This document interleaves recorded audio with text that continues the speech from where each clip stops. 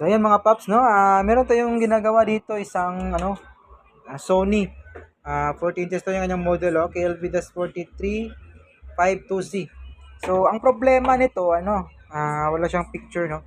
Okay yung backlight, okay yung sounds, lalabas yung sounds pag sinasaksak mo, ilaw yung backlight pero wala po siyang picture. So yung ginawa natin, ito yung ginawa natin, no? Kasi nagsukat po tayo ng leak na CKB lines sa may side na to. And dito. So wala po tayo nasukat na nakuhang leak. So medyo nahirapan tayo dito. So ang ginawa natin is nag-trial and error tayo, no? Dito kinat muna natin kasi ito yung pinakamalapit sa may source sa may level shifter natin, no? Ito yung level shifter, yan yung pinakamalapit na papasukan ng source ng CKB line. So dito tayo nag-umpisa. So nung makat natin dito, protect pa rin yung DC-DC natin, wala makalabas na supply. So ang ginawa natin, hindi pa natin binalik yung linya dito. Kinat natin yung kabilang side ng CKB lines dito. Yan, kinat natin dito. So yun, gumana na siya. Steady na po yung kanyang B1 supply. Ito, yung ating B1.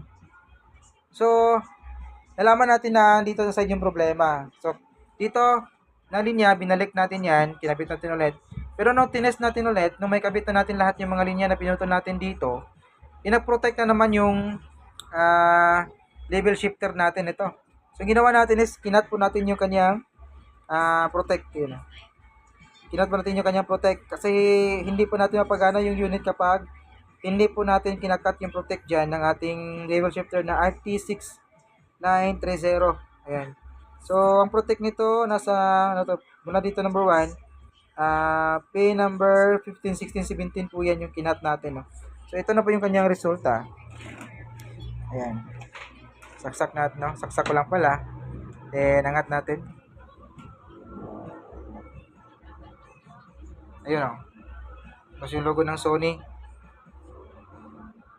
Ayun. Ka-display na po ulit yung unit natin. Nag-okay na siya.